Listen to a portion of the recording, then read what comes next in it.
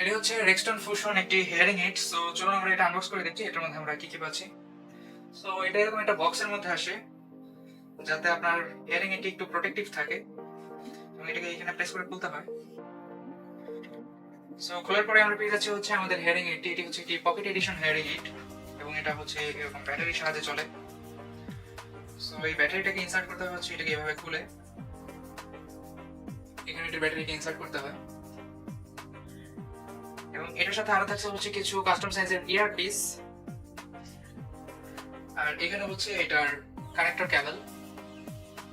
So এই connector কেবলটিকে হচ্ছে এখান দিয়ে কানেক্ট করতে হয় এবং অবশ্যই মাথায় রাখবেন এটা কিন্তু হচ্ছে দুই দিক সমান না, এটার হচ্ছে একটা ছোট বড় মেকানিজম আছে। সো এটা যদি এখানে না মিলে তাহলে কিন্তু এই পিন ভেঙে যাবে কিন্তু ভিতরে ঢুকবে না। এটা এইভাবে লাগবে কিন্তু এভাবে উল্টে লাগানোর চেষ্টা করলে এটা কখনোই লাগতে চাইবে না। আর এটার এখানে হচ্ছে ভলিউম কন্ট্রোলার আছে এবং এখানে হচ্ছে এটা রেডিয়াস কন্ট্রোল করা যায় এখান দিয়ে, যে আপনি কতটুকু দূরত্বের মধ্যে শুনতে যাচ্ছেন বা কতটুকু ফ্রিকোয়েন্সি মধ্যে আপনি শুনতে যাচ্ছেন। সো এই পকেট এডিশনের রেক্সটনের হিয়ারিং এইডটি বর্তমানে আমাদের কাছে অ্যাভেলেবল আছে এবং এই হিয়ারিং এইডটি সম্পর্কে আরো বিস্তারিত তথ্য আমাদের ডেসক্রিপশন বক্সে দিয়ে দেওয়া হবে। ধন্যবাদ সবাইকে।